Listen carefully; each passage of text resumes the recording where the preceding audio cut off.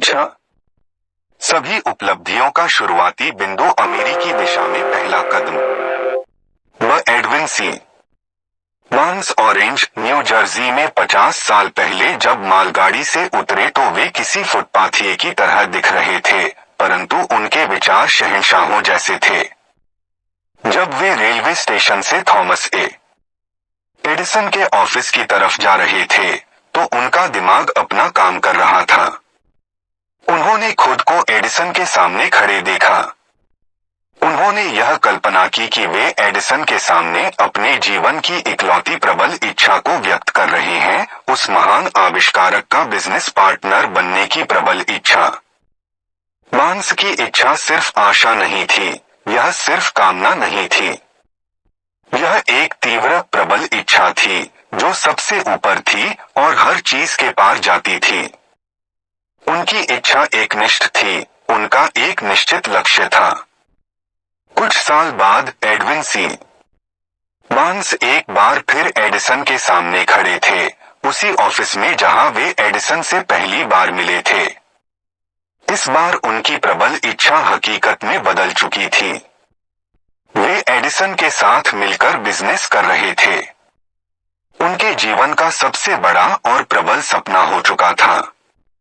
सोचिए और अमीर बनिए। बार्न्स इसलिए सफल हुए क्योंकि उन्होंने एक निश्चित लक्ष्य चुना और उन्होंने उस लक्ष्य को हासिल करने में अपनी सारी ऊर्जा, इच्छा शक्ति, प्रयास, हर चीज झोंक दी। वह आदमी जिसने पुल जला दिए, जिस अवसर का वे इंतजार कर रहे थे, उसे आने में 5 साल लग गए।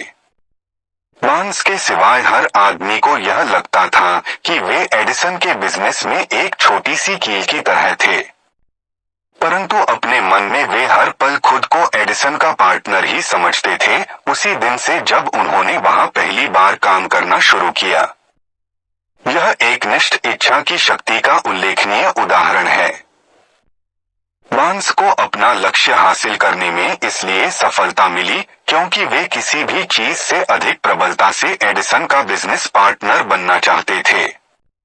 उन्होंने उस लक्ष्य को प्राप्त करने की योजना बनाई और उन्होंने अपने पीछे के सारे पुल जला दिए। वे अपनी प्रबल इच्छा के साथ तब तक पूरे हौसले से डटे रहे जब तक कि उनकी जिंदगी की सबसे बड़ी धुन आखिरकार हकीकत में नहीं बदल गई। जब वे ऑरेंज गए तो उन्होंने अपने आप से यह नहीं कहा, मैं कोशिश करके देखूंगा कि एडिसन मुझे अपने यहाँ किसी तरह का काम दे दें। इसके बजाय उन्होंने कहा, मैं एडिसन से मिलूंगा और उन्हें बता दूंगा कि मैं उनके साथ बिजनेस करना चाहता हूँ। उन्होंने यह नहीं कहा, मान लो मैं एडिसन की कंपनी में अपना लक्ष्य प्राप्त करने में असफल हो जाता हूँ तो मैं किसी दूसरे अवसर के लिए आंखें खुली रखूंगा। इसके बजाय उन्होंने कहा, मैं इस दुनिया में सिर्फ एक चीज हासिल करने का संकल्प करता हूँ और वह चीज है थॉमस एडिसन के साथ बिजनेस पार्टनरशिप। मैं अपने पीछे के सारे पुल जला दूंगा और अपने पूरे भविष्य को इस विश्वास पर दांव पर लगा दूंगा कि मुझ में अपना लक्ष्य प्राप्त करने की योग्यता है। दृढ़ में उन्होंने अपने लिए पीछे हटने का कोई रास्ता नहीं छोड़ा। उनकी स्थिति करो या मरो वाली स्थिति थी। बार्न्स की सफलता की कहानी बस इतनी सी है। अमीरी की तरफ धकेलने वाली प्रेरणा। काफी समय पहले एक महान योद्धा के सामने एक ऐसी परिस्थिति आई जिसमें उसके लिए यह आवश्यक हो गया कि वह युद्ध में अपनी सफलता सुनिश्चित कर ले। वह अपनी सेना को शक्तिशाली सेना के खिलाफ भेजने वाला था और दुश्मन के सैनिकों की संख्या ज्यादा थी। उसने अपने सैनिकों को जहाजों में भरा, दुश्मन देश तक समुद्र का सफर किया, सिपाहियों और गोला बारूद को उतारा और फिर उन जहाजों को जलाने का आदेश दिया जो उन्हें वहां तक लाए थे। युद्ध के पहले अपने सैनिकों को संबोधित करते हुए उसने कहा, आप देख रहे हैं कि जहाज जला दिए गए हैं। इसका मतलब है कि हम यहाँ से तब तक जिंदा नहीं लौट सकते जब तक कि हम जीत न जाएं। हमारे पास कोई विकल्प नहीं है। या तो हम जीतेंगे या फिर हम मर जाएंगे। वे वे जीत गए। हर वह आदमी जो किसी काम में जीत हासिल करना चाहता है, उसे अपने जहाज जलाने के लिए तैयार रहना चाहिए और अपने पीछे हटने के सारे रास्ते बंद करने का इच्छुक रहना चाहिए। यही करके आप यह सुनिश्चित कर सकते हैं कि आपके मस्तिष्क में जीतने की वह धधकती हुई प्रबल इच्छा बनी रहेगी जो कि सफलता के लिए अनिवार्य है। शिकागो के भयंकर अग्निकांड के बाद व्यापारियों का एक समूह स्टेट स्ट्रीट पर खड़ा हुआ था और अपने स्टोर्स की राख को देख रहा था। उन्होंने एक मीटिंग की जिसमें यह फैसला करना था कि क्या वे अपने स्टोर फिर से बनाएंगे या फिर शिकागो छोड़कर देश के किसी दूसरे संभावनापूर्ण राज्य में अपना स्टोर बनाएंगे। एक व्यापारी को छोड़कर वे सभी एक ही निष्कर्ष पर पहुंचे, शिकागो छोड़ने में ही समझदारी है। जिस व्यापारी ने रुके रहने और फिर से स्टोर बनाने का फैसला किया था, उसने अपने पुराने स्टोर के अवशेषों की तरफ उंगली दिखाते हुए कहा, सज्जनों, इसी जगह पर मैं दुनिया का महानतम स्टोर बनाऊंगा, चाहे यह स्टोर कितनी ही बार क्यों न जल जाए। यह वाक्य 1 सदी पहले कहा गया था। स्टोर उसी जगह बना। यह आज भी वहां खड़ा है और उस मानसिक अवस्था की शक्ति का प्रत्यक्ष प्रमाण है जिसे प्रबल इच्छा कहा जाता है। मार्शल फील्ड के लिए आसान रास्ता यह होता कि वे भी अपने साथी व्यापारियों की तरह मैदान छोड़कर यानी शहर छोड़कर चले गए होते। जब रास्ता कठिन था और भविष्य अंधकारमय नजर आ रहा था, तो बाकी लोगों ने अपना रास्ता बदल लिया और वे उस तरफ चले गए जहां रास्ता आसान दिख रहा था। मार्शल फील्ड और उनके साथी व्यापारियों के बीच के इस अंतर को अच्छी तरह से समझ लें, क्योंकि यही वह अंतर है जो सभी सफल लोगों और असफल लोगों के बीच में होता है।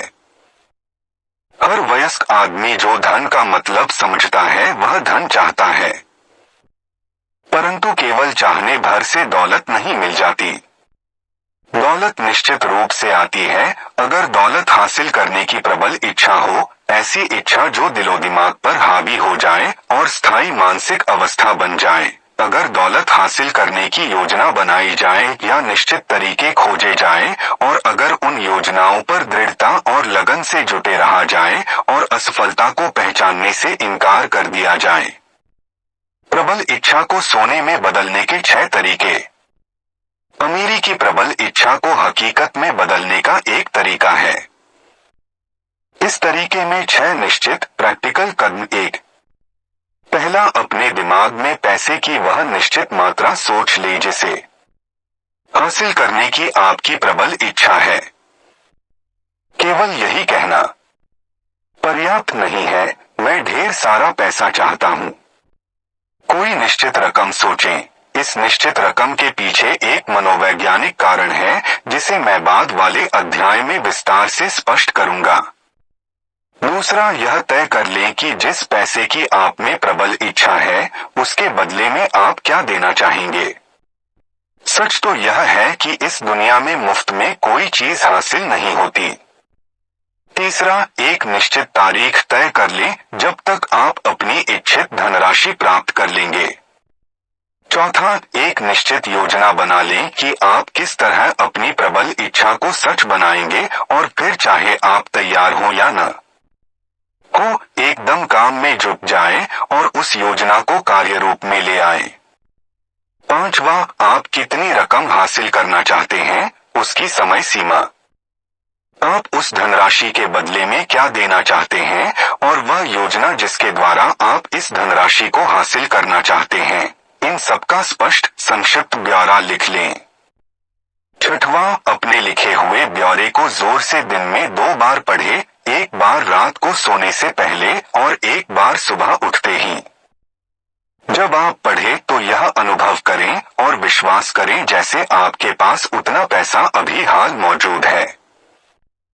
यह महत्वपूर्ण है कि आप इन 6 कदमों में बताए गए निर्देशों का पालन करें। यह विशेष महत्वपूर्ण है कि आप 6ठे कदम के निर्देशों का अनुसरण करें। आप शिकायत कर सकते हैं कि आपके लिए यह विश्वास करना असंभव है कि आपके पास उतना पैसा अभी हाल मौजूद है। यहाँ पर प्रबल इच्छा आपकी सहायता करेगी। अगर आप में सचमुच अमीर बनने की प्रबल इच्छा होगी और यह इच्छा एक दीवानगी जाएगी, तो आपको खुद को यह विश्वास दिलाने में जरा भी कठिनाई नहीं आएगी कि आप इसे हासिल कर लेंगे। लक्ष्य है अमीरी की प्रबल इच्छा, और इसे हासिल करने के लिए इतना दृढ़ संकल्पित होना कि आप खुद को यह विश्वास दिला सकें कि वह धनराशि अभी हाल आपके पास मौजूद है। क्या आप करोड़पति होने की कल्पना कर सकते हैं? कुछ यह निर्देश सिर्फ किसी अज्ञानी आदमी को ही प्रैक्टिकल नहीं लगेंगे, क्योंकि वह मानव मस्तिष्क के कार्य करने के सिद्धांतों के बारे में नहीं जानता। कुछ लोग इन 6 कदमों की ताकत को पहचानने में असफल रहते हैं। उन लोगों को यह जानना चाहिए कि यह जानकारी एंड्रयू कार्नेगी से हासिल की गई है, जिन्होंने स्टील मिल में साधारण मजदूर के रूप में अपना करियर शुरू किया, परंतु अपनी छोटी शुरुआत के बावजूद इन सिद्धांतों की बदौलत उन्होंने $10 करोड़ से अधिक की दौलत कमाई।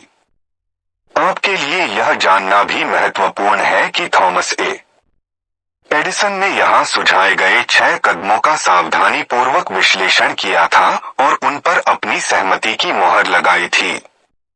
उनका तो यहाँ तक कहना था कि यह सिद्धांत न सिर्फ दौलत कमाने के लिए अनिवार्य है, बल्कि किसी भी लक्ष्य को हासिल करने के लिए अनिवार्य है। इन सिद्धांतों में किसी कठिन मेहनत की जरूरत नहीं होती। यह आपसे कोई बलिदान नहीं मांगते। वे यह नहीं चाहते कि आप मूर्ख या अतिविश्वासी बन जाएं। इन पर अमल करने के लिए यह कतई जरूरी नहीं है कि आप उच्च शिक्षित हों, परंतु इन 6 कदमों को सफलतापूर्वक जीवन में उतारने के लिए आप में पर्याप्त कल्पना शक्ति होना अनिवार्य है, ताकि आप यह देख सकें और समझ सकें कि अमीर बनना किस्मत या संयोग या अवसर के भरोसे नहीं छोड़ा जा सकता। हर इंसान को यह समझ लेना चाहिए कि जिन लोगों ने ढेर सारी दौलत इकट्ठी की है, उन्होंने दौलत पाने से पहले काफी सपने देखे हैं, आशाएं संजोई हैं, प्रबल इच्छाओं और योजनाओं का सहारा लिया है। यहाँ पर आप यह भी जान लें कि आप ढेर सारी दौलत कभी नहीं कमा सकते अगर आप में अमीर बनने की प्रबल इच्छा नहीं है, और अगर आप वास्तव में यह विश्वास नहीं करते कि यह दौलत आपके पास होगी। महान सपनों की शक्ति। अमीरी की दौड़ में हमें यह जानकर प्रोत्साहन मिलता है कि आज की तेजी से बदलती दुनिया में नए विचारों, काम करने के नए तरीकों, नए लीडर्स, नए आविष्कारों, शिक्षण के नए तरीकों, मार्केटिंग की नई तकनीकों, नई पुस्तकों, नए साहित्य, टेलीविजन के लिए नए फीचर्स, फिल्मों के लिए नए विचारों की काफी मांग है। नई और बेहतर चीजों की इस मांग के पीछे एक ऐसा गुण है जो जीतने के लिए अनिवार्य है, और वह है निश्चित लक्ष्य, यह जानना कि आप क्या चाहते हैं, और अपने लक्ष्य को हासिल करने की प्रबल इच्छा।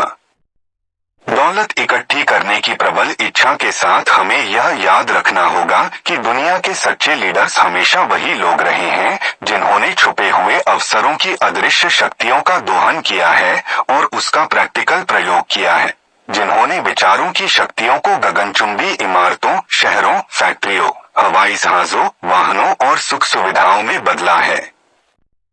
अमीर बनने की योजना बनाते समय आप सपने देखने वाले को तुच्छ न समझें, न ही आप किसी दूसरे आदमी की बातों में आए जो आपको यह समझाना चाहता हो कि सपने देखना मूर्खता है। बदली हुई दुनिया में महान सफलता हासिल करने के लिए आपको अतीत के सफल लोगों के सूत्रों पर चलना होगा, जिनके सपनों ने मानव जाति को बहुत सी बहुमूल्य चीजें दी हैं। वे सूत्र जो हमारे देश की धमनियों में रक्त की तरह प्रवाहित हो रहे हैं। यह सूत्र है अवसर को पहचानना और अपनी प्रतिभा को विकसित करके उसकी मार्केटिंग करना। आप जो काम करना चाहते हैं, अगर वह सही है और आप उसमें विश्वास करते हैं, तो फिर आगे बढ़िए और उस काम को कर दीजिए। अपने सपने को सामने रखिए और इस बात की परवाह मत कीजिए कि आपकी अस्थायी असफलता पर लोग क्या कहेंगे। लोग शायद यह नहीं जानते कि हर असफलता के भीतर उतनी ही बड़ी सफलता का बीज छुपा होता है। थॉमस एडिसन ने एक ऐसे बल्ब का सपना देखा जो बिजली से जले और उन्होंने अपने सपने को भौतिक स्वरूप देने का काम शुरू कर दिया। वे 10,000 बार असफल हुए, परंतु वे अपने सपने को साकार करने में जुटे रहे जब तक कि वह सपना सच नहीं हो गया। प्रैक्टिकल स्वप्नदर्शी मैदान छोड़कर नहीं भागते। व्हेलन ने सिगार स्टोर्स की चेन का सपना देखा और वे उसे साकार करने में जुट गए। आज यूनाइटेड सिगार स्टोर्स के पास अमेरिका के सर्वश्रेष्ठ नुक्कड़ हैं। राइट बंधुओं ने एक ऐसी मशीन का सपना देखा जो हवा में उड़ सके। आज हम दुनिया भर में प्रत्यक्ष प्रमाण देख सकते हैं कि उनका सपना वास्तव में दमदार था। मार्कोनी ने एक ऐसे सिस्टम का सपना देखा जो वायु की अनजानी शक्तियों का दोहन करे। दुनिया के हर रेडियो और टेलीविजन सेट में हमें इस बात का प्रमाण मिल जाता है कि उनका सपना व्यर्थ नहीं था। आपको यह जानकारी रोचक लगेगी कि जब मार्कोनी ने लोगों को बताया कि उन्होंने एक ऐसा सिद्धांत खोजा है जिसके द्वारा वे बिना किसी तार की मदद के हवा में संदेश भेज सकते हैं, तो मार्कोनी के दोस्तों ने उन्हें हिरासत में लेकर मनोवैज्ञानिक अस्पताल में उनका चेकअप करवाया। आज के स्वप्नदर्शी बेहतर स्थिति में हैं। दुनिया में आज ऐसे प्रचुर अवसर भरे पड़े हैं जो अतीत के स्वप्नदर्शियों को नसीब नहीं हुए थे। अपने सपनों को किस तरह लॉन्चिंग पैड से ऊपर भेजे बनने और करने की प्रबल इच्छा वह शुरुआती बिंदु है जहां से स्वप्नदर्शी को अपनी ऊपर की यात्रा शुरू करनी है। महत्वाकांक्षा के अभाव, उदासीनता या आलस से सपने पैदा नहीं होते। याद रखें, जो लोग जीवन में सफल हुए हैं उन्हें बुरी शुरुआत का अनुभव हुआ है और सफलता की मंजिल पर पहुंचने से पहले उनकी राह में बहुत सी बाधाएं आई हैं। सफल लोगों की जिंदगी का टर्निंग पॉइंट आमतौर पर किसी संकट के समय आता है, जिस समय उन्हें अपने दूसरे व्यक्तित्व अदर सेल्व्स का पता चलता है। जॉन बनियन ने अंग्रेजी साहित्य की अमर पुस्तक द पिलग्रिम्स प्रोग्रेस तब लिखी जब वे अपने धार्मिक विचारों की वजह से जेल में कैद थे।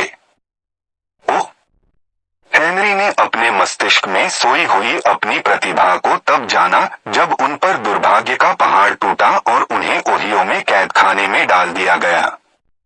दुर्भाग्य के कारण ही उन्हें अपने दूसरे व्यक्तित्व से परिचित होने के लिए विवश होना पड़ा और अपनी कल्पनाशीलता के प्रयोग द्वारा उन्होंने यह पाया कि वे दुखी अपराधी और असम्मानित व्यक्ति के बजाय महान लेखक बन सकते हैं। चार्ल्स डिकेंस शुरू में बोतलों पर लेबल चिपकाने का काम करते थे। पहले प्रेम की असफलता ने उनकी आत्मा की गहराइयों को भेद दिया और उन्हें विश्व के महानतम लेखकों की श्रेणी में ला खड़ा किया। इस त्रासदी की वजह से पहले तो डेविड कॉपरफील्ड लिखा गया और इसके बाद कई अन्य उपन्यास लिखे गए जिन्होंने पाठकों के जीवन को बेहतर और समृद्ध बनाया। हेलन केलर जन्म के कुछ ही समय बाद बहरी, गूंगी और अंधी हो गईं। अपने महानतम दुर्भाग्य के बावजूद उन्होंने इतिहास के महानतम लोगों में अपना नाम दर्ज करवाया।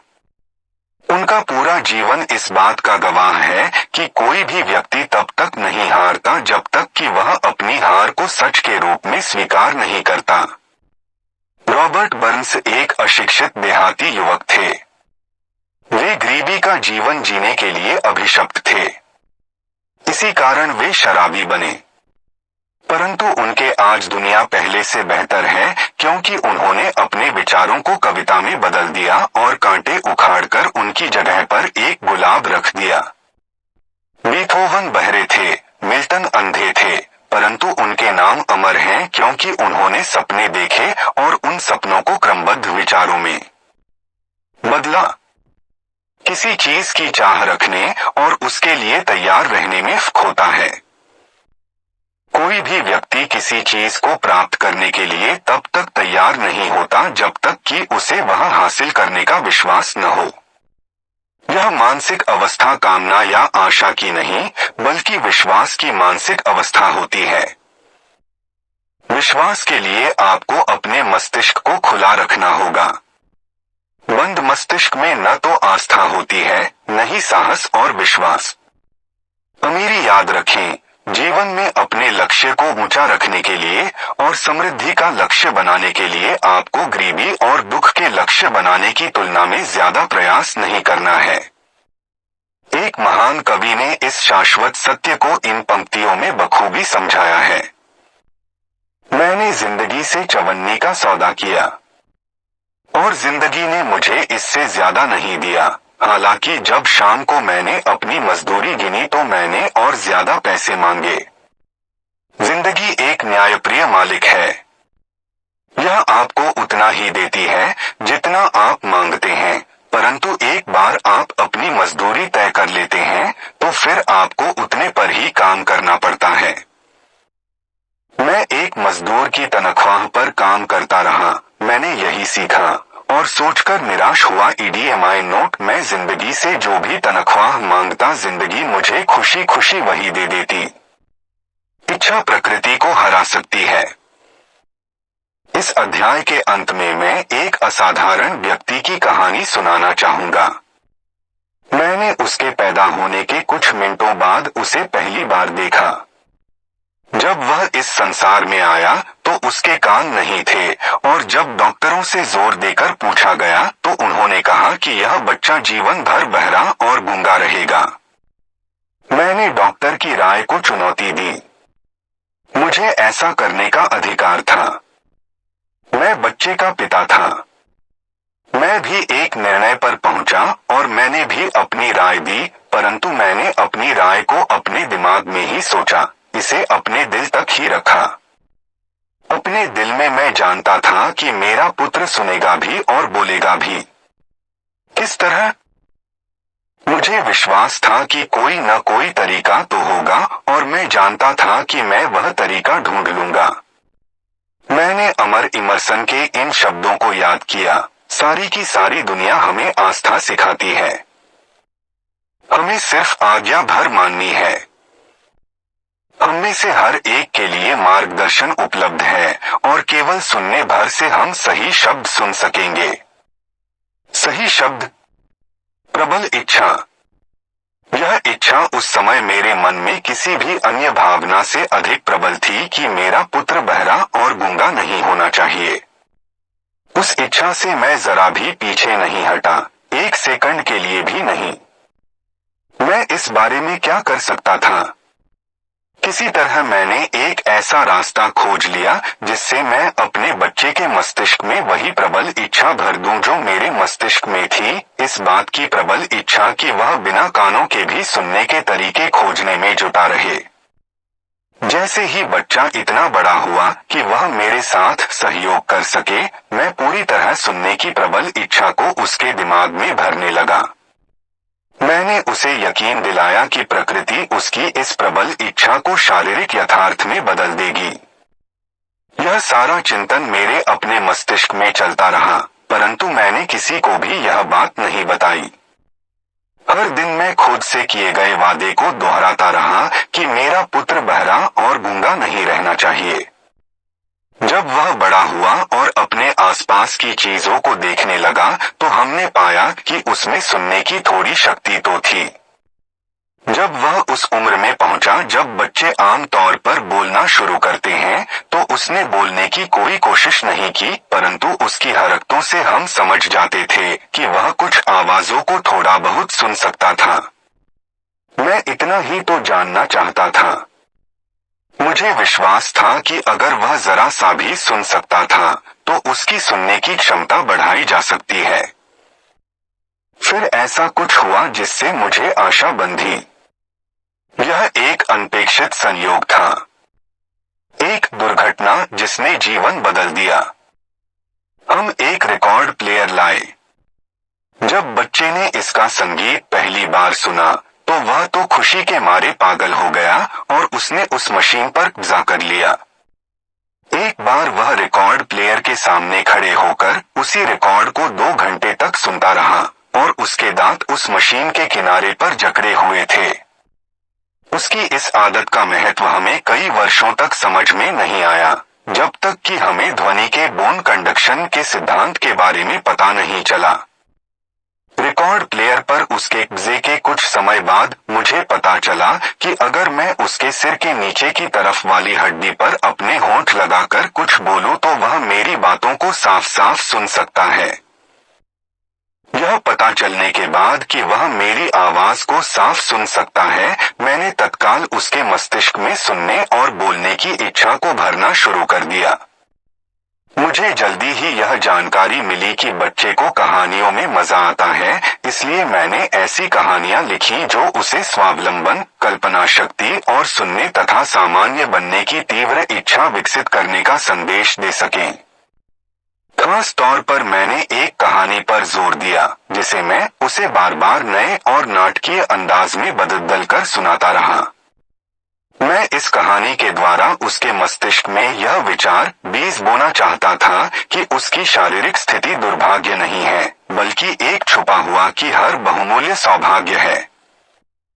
हालांकि फिलॉसफी ने मुझे सिखाया दुर्भाग्य अपने साथ उतने ही बड़े सौभाग्य का बीज लेकर आता है, परंतु सच कहूं तो मुझे जरा भी एहसास नहीं था कि यह दुर्भाग्य किस तरह का सौभाग्य बन सकता है। उसने 6 सेंट में एक नई दुनिया जीत ली। जब मैं पिछली बातें याद करता हूं तो मैं अब यह देख सकता हूं कि चूंकि मेरे पुत्र को मुझ पर विश्वास था इसलिए उसे इतने चमत्कारी परिणाम मिले। उसने बिना सवाल पूछे मेरी हर बात मानी। मैंने उसके दिमाग में यह विचार बिठा दिया कि वह अपने बड़े भाई से ज्यादा लाभप्रद स्थिति में है और उसे कई तरीकों से लाभ मिलेगा। उदाहरण के तौर पर स्कूल में टीचर जब देखेंगे कि उसके कान नहीं हैं, तो इस वजह से वे उसकी तरफ अधिक ध्यान देंगे और उसके साथ असाधारण दयालुता से पेश आएंगे। और सचमुच टीचर्स ने ऐसा ही किया। मैंने उसके दिमाग में यह विचार भी बिठा दिया कि जब वह पेपर बेचने लायक बड़ा हो जाएगा, उसका बड़ा भाई पहले से ही पेपर बेचता था, तो उसे अपने भाई की तुलना में अधिक लाभ होगा, क्योंकि लोग उसके सामान के अधिक पैसे देंगे। जब लोग देखेंगे कि कान न होने के बावजूद वह इतना मेहनती और समझदार बच्चा है, तो वे उसके साथ अतिरिक्त सहानुभूति रखेंगे। जब वह 7 साल का हुआ तो उसने पहली बार इस बात का प्रमाण दिया कि उसके दिमाग में मेरे बोए गए बीज अब फल देने लगे हैं। कई महीनों तक उसने अखबार बेचने की इच्छा जाहिर की, परंतु उसकी मां इस बार के लिए तैयार नहीं हुई और उन्होंने उसे यह काम करने की अनुमति नहीं दी। आखिरकार उसने इस मामले को अपने हाथ में ले लिया। एक दोपहर जब वह घर में अकेला था, यानी नौकरों के सिवा वहां कोई नहीं था, तो वह किचन की खिड़की से बाहर निकला, जमीन पर कूदा और बाहर की तरफ चल पड़ा। उसने पड़ोस के जूते बनाने वाले से 6 सेंट की पूंजी उधार ली, अखबार खरीदने में इस पूंजी का निवेश किया, अखबार बेचे, फिर से निवेश किया और देर शाम तक वह इसी तरह बार बार निवेश करता रहा और अखबार बेचता रहा। आखिर अपने बही खाते को सही करने के बाद और अपने बैंकर से लिए 6 सेंट के उधार को वापस करने के बाद उसने अपना मुनाफा गिना 42 सेंट। जब हम रात को घर लौटे तो हमने देखा कि वह अपने बिस्तर पर गहरी नींद में सो रहा है और 42 सेंट उसकी मुट्ठी में जकड़े हुए हैं। उसकी मां ने उसकी मुट्ठी खोली, सिक्के निकाले और रो पड़ी। यह भी होना था। अपने पुत्र की पहली सफलता पर रोना तो उचित नहीं था। मेरी प्रतिक्रिया बिल्कुल विपरीत थी। मैं खुलकर हंसा क्योंकि मैं जानता था कि अपने बच्चे के दिमाग में मैंने आत्मविश्वास का रवैया विकसित करने का जो प्रयास किया था मैं उसमें सफल हुआ था। उसकी मां ने उसके पहले व्यावसायिक अभियान में यह देखा कि एक बहरा सा बच्चा सड़कों पर जाकर पैसे कमाने के लिए अपनी जान जोखिम में डाल रहा था। मैंने उसमें एक बहादुर, महत्वाकांक्षी, आत्मविश्वासी छोटे बिजनेसमैन को देखा जिसका खुद में विश्वास 100% बढ़ गया था क्योंकि वह अपनी मर्जी से बिजनेस में गया था और उसने सफलता हासिल की थी।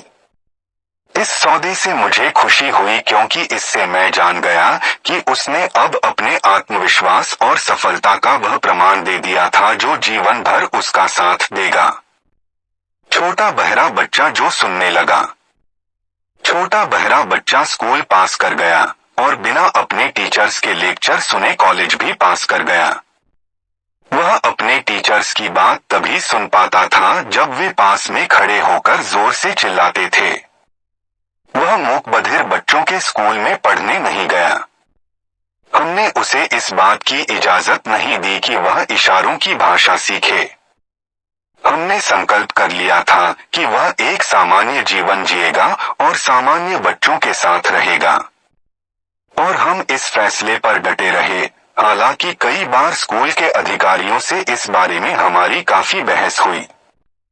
जब वह हाई स्कूल में था तो हमने बिजली से चलने वाले एक हियरिंग एड को आजमा कर देखा, परंतु उससे जरा भी फायदा नहीं हुआ। कॉलेज में उसके आखिरी सप्ताह के दौरान एक ऐसी घटना हुई जो उसके जीवन का सबसे महत्वपूर्ण टर्निंग पॉइंट साबित हुई। यह संयोग ही था कि उसे बिजली का एक और हियरिंग एड मिल गया जो उसे बतौर ट्रायल भेजा गया था। वह अनमने ढंग से इसका परीक्षण करने के लिए तैयार हुआ, क्योंकि हियरिंग एड के मामले में वह पहले भी एक बार निराश हो चुका था। आखिरकार उसने उस यंत्र को उठाया और लापरवाही से अपने सिर पर जमा लिया, बैटरी को चालू किया और लोक जादू के एक झटके से वह सुनने लगा। जिंदगी भर से उसने आम लोगों की तरह सुनने का जो सपना देखा था वह सच हो गया। जीवन में पहली बार वह उतनी ही स्पष्टता से सुन पा रहा था जिस तरह से आम लोग सुनते हैं। अपने हियरिंग एड की सफलता से अभिभूत होकर और अपनी बदली हुई दुनिया की खुशी का इजहार करने के लिए उसने फोन पर अपनी माँ से बात की और उसे उनकी आवाज साफ सुनाई दे रही थी। अगले दिन उसने क्लास में अपने प्रोफेसरों की आवाज को भी साफ सुना और ऐसा जिंदगी में पहली बार हुआ था। पहली बार वह दूसरे लोगों के साथ बिना किसी बाधा के बातचीत कर सकता था और उसे कोई बात सुनाने के लिए दूसरों को जोर से बोलने की अब कोई जरूरत नहीं रह गई थी। सचमुच उसकी दुनिया बदल चुकी थी। प्रबल इच्छा ने फल देना शुरू कर दिया था, परंतु जीत अभी पूरी नहीं हुई थी। बच्चे को अब भी एक निश्चित और प्रैक्टिकल तरीका ढूंढना था जिसके सहारे वह अपनी कमजोरी को ताकत में बदल सके। विचार जो चमत्कार करता है। हालांकि उसे इस बात का एहसास नहीं था कि जो हासिल हुआ था वह कितना महत्वपूर्ण था, परंतु आवाज की दुनिया में पहली बार कदम रखते हुए उसकी खुशी का ठिकाना नहीं था और उसने उस हियरिंग एड बनाने वाली कंपनी के निर्माता को एक पत्र लिखा जिसमें उसने पूरे उत्साह से अपना अनुभव बताया। उस पत्र में ऐसा कुछ था जिसकी वजह से कंपनी ने उसे न्यूयॉर्क आने का आमंत्रण दिया। जब वह वहां पहुंचा तो उसे फैक्ट्री में ले जाया गया और चीफ इंजीनियर को अपना अनुभव बताते समय उसके दिमाग में एक कल्पना, एक विचार, एक प्रेरणा, आप इसे चाहे किसी भी नाम से पुकार ले, कौंध गई। इसी विचार के आवेग ने उसकी कमजोरी को ताकत में, उसके कष्ट को संपत्ति में बदल दिया और इसी की वजह से हजारों लोगों के जीवन में सुख की रोशनी फैल गई। इस विचार के आवेग का सारांश यह था, उसने सोचा कि अगर वह बिना हियरिंग एड वाले लाखों बहरे लोगों तक अपनी बदली हुई दुनिया की कहानी पहुंचा सके तो वह उनकी मदद कर सकता है। 1 महीने तक उसने गहन शोध किया, जिस दौरान उसने हियरिंग एड के निर्माता के पूरे मार्केटिंग सिस्टम का विश्लेषण किया। उसने ऐसे तरीके खोजे जिनके द्वारा वह बहरे लोगों तक अपना संदेश पहुंचा सके। जब यह हो गया तो उसने 2 साल की योजना कागज पर बनाई जो उसके विश्लेषण के परिणामों पर आधारित थी। जब उसने कंपनी के सामने अपनी योजना प्रस्तुत की तो उसे तत्काल नौकरी दे दी गई ताकि वह अपनी महत्वाकांक्षा को सच साबित कर सके।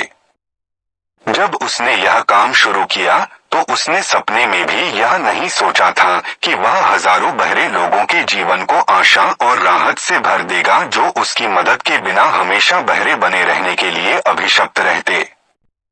मेरे मन में कोई संदेह नहीं है कि ब्लेयर पूरे जीवन बहरा और गूंगा ही बना रहता अगर उसकी माँ और मैंने उसके मस्तिष्क को उस तरह के सांचे में नहीं ढाला होता। जब मैंने उसके मन में प्रबल इच्छा का यह बीज बोया कि वह आम आदमी की तरह सुन और बोल सके, तो उस बीज के साथ एक ऐसा विचार भी गया। इसी विचार के कारण प्रकृति को एक पुल बनाना पड़ा और उसके मस्तिष्क तथा बाहरी दुनिया के बीच की मौन की खाई को पाटना पड़ा। सच है, प्रबल इच्छा भौतिक रूप में आने के तरीके खोज ही लेती है। ब्लेयर ने यह इच्छा की कि सामान्य लोगों की तरह सुनने की शक्ति उसके पास हो, और अब यह शक्ति उसके पास है। वह एक कमी के साथ पैदा हुआ था और उसे बड़ी आसानी से सड़क पर कुछ पेंसिलों और एक टिन के डिब्बे के साथ भेजा जा सकता था। मैंने उसके बचपन में उसके दिमाग में जो छोटा सफेद झूठ डाल दिया था कि उसकी कमी दरअसल उसका सबसे बड़ा लाभ है कि वह उसके कारण सफल हो सकता है, अब सच साबित हो गया था। सचमुच ऐसा कुछ भी नहीं है, चाहे वह सही हो या गलत, जिसे आस्था और प्रबल इच्छा मिलकर हकीकत में नहीं बदल सकते। यह गुण हर इंसान को मुफ्त में मिलते हैं। मानसिक केमिस्ट्री जादू की तरह काम करती है। मैडम शूमैन हैंक नामक सफल गायिका के बारे में छपी एक खबर से हमें है वह यह पता चलता है कि वे इतनी सफल क्यों हुई। मैं उस पैराग्राफ को पूरा कोट कर देता हूँ, क्योंकि इसमें जो राज की बात है, इच्छा, प्रबल इच्छा। अपने करियर की शुरुआत में madam Schumann Heink Vienna court opera के डायरेक्टर से मिलने गईं और उन्होंने अपनी आवाज का परीक्षण करवाना चाहा, परंतु उन्होंने ऐसा करने से इनकार कर दिया। उन्होंने एक बार उस अजीब सी दिखने वाली और सस्ते कपड़े पहनने वाली लड़की की तरफ देखा और फिर रुखेपन से कहा, इस तरह के चेहरे और इस तरह के हुलिये से तुम ओपेरा में सफलता की बात सोच भी कैसे सकती हो। देखो बच्ची, सपने देखना छोड़ दो। एक सिलाई मशीन खरीदो और काम में जुट जाओ। तुम कभी गायिका नहीं बन सकती। कभी नहीं, एक बहुत लंबा वक्त होता है। वियना कोर्ट ओपेरा का डायरेक्टर गायन की तकनीक के बारे में बहुत कुछ जानता था, परंतु वह इच्छा की शक्ति के बारे में बहुत कम जानता था, जो हद से बढ़ जाने पर जुनून में बदल सकती है। अगर वह इस शक्ति के बारे में जानता होता तो वह बिना अवसर दिए प्रतिभा को ठुकराने की गलती कभी नहीं करता। कुछ साल पहले मेरा एक बिजनेस सहयोगी बीमार हो गया। उसकी हालत दिनों दिन बिगड़ती गई और आखिरकार उसे ऑपरेशन के लिए अस्पताल ले जाना पड़ा। डॉक्टर ने मुझे चेतावनी दी कि उसके जिंदा बचने के आसार बहुत कम हैं। परंतु यह डॉक्टरों का विचार था, यह मरीज का विचार नहीं था। जब उसे ऑपरेशन थिएटर में ले जाया जा रहा था तो उसने धीमे से मुझसे कहा, चिंता मत करो चीफ, मैं कुछ ही दिनों में अस्पताल से बाहर आ जाऊंगा। नर्स ने मेरी तरफ दया भाव से देखा, परंतु मरीज सही सलामत वापस लौट आया। जब सब कुछ ठीक ठाक हो गया तो उसके डॉक्टर ने कहा, उसके जीवित बचने का एक ही कारण है, जीवित रहने की उसकी प्रबल इच्छा। अगर उसने मौत की संभावना को पूरी तरह अस्वीकार न कर दिया होता तो आज वह जिंदा नहीं होता। मैं आस्था के साथ साथ इच्छा की शक्ति में विश्वास करता हूँ, क्योंकि मैंने देखा है कि यह शक्ति लोगों को गरीबी की घाटी से सत्ता और संपत्ति की चोटी तक ऊपर उठा देती है। मैंने देखा है कि यह शक्ति कब्र से उसके मुर्दे चुरा लेती है, यानी कि यह लोगों को मरने नहीं देती। मैंने देखा है कि इसी शक्ति के कारण लोग सैकड़ों तरीकों से असफल होने के बावजूद आखिरकार सफल हो जाते हैं। मैंने देखा है कि इसी शक्ति के कारण मेरा पुत्र आज सामान्य, सुखद और सफल जिंदगी जी रहा है, हालांकि प्रकृति ने उसे इस दुनिया में बिना कानों के भेजा था। इंसान किस तरह इच्छा की शक्ति का दोहन कर सकता है, किस तरह इसका प्रयोग कर सकता है, इसका जवाब इस पुस्तक के आगे आने वाले अध्यायों में दिया गया है। यह क्यों होता है, यह तो हम नहीं जानते, परंतु मानसिक केमिस्ट्री के किसी अजीब और सशक्त सिद्धांत के द्वारा प्रकृति प्रबल इच्छा के आवेग में ऐसा कुछ भर देती है जिसके कारण इंसान असफलता शब्द को पहचानने से इनकार कर देता है और इसी कारण वह कभी असफल नहीं होता। मस्तिष्क की कोई सीमाएं नहीं हैं, सिवाय उनके जिन्हें हम मान लेते हैं। गरीबी और अमीरी दोनों ही विचार की संतानें हैं।